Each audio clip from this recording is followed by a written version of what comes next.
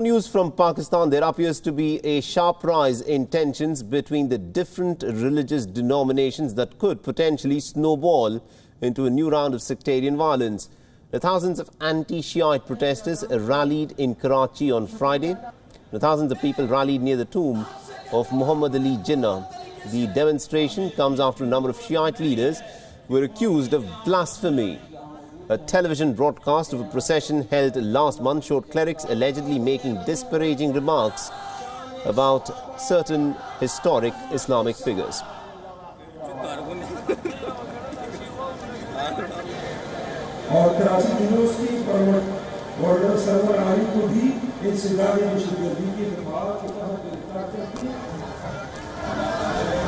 Now, Ashura is the day of mourning that marks the killing of Prophet Muhammad's grandson in 680 AD in a battle.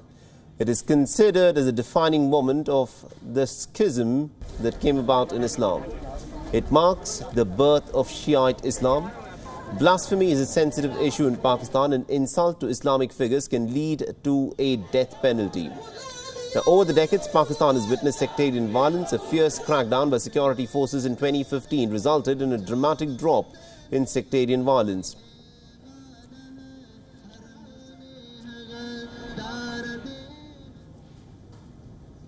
In the year 2017, just 3 years ago, Myanmar's military burnt down the Rohingya village of Karachi. Its remains were bulldozed, and now the government, the Myanmarese government, led by Aung San Suu Kyi, has erased this Rohingya village's name from its official maps.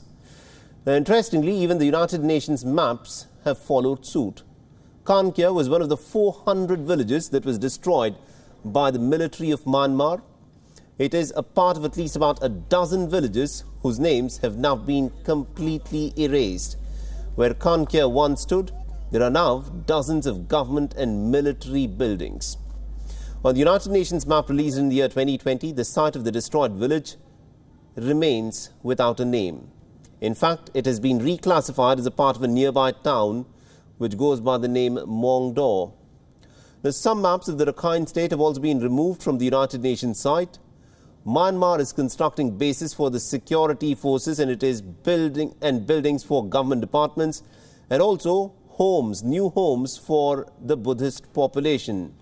It seems that the government is purposely making it hard for the refugees to return to the places which will now have no names, and therefore it will be virtually impossible for people who return to stake a claim to that land. Executions, mass burials, village obliterations and mass rapes. This is what took place as a part of the genocide of the Rohingyas in Myanmar. The Myanmarese military is facing charges of genocide against what it termed as operations targeting militants.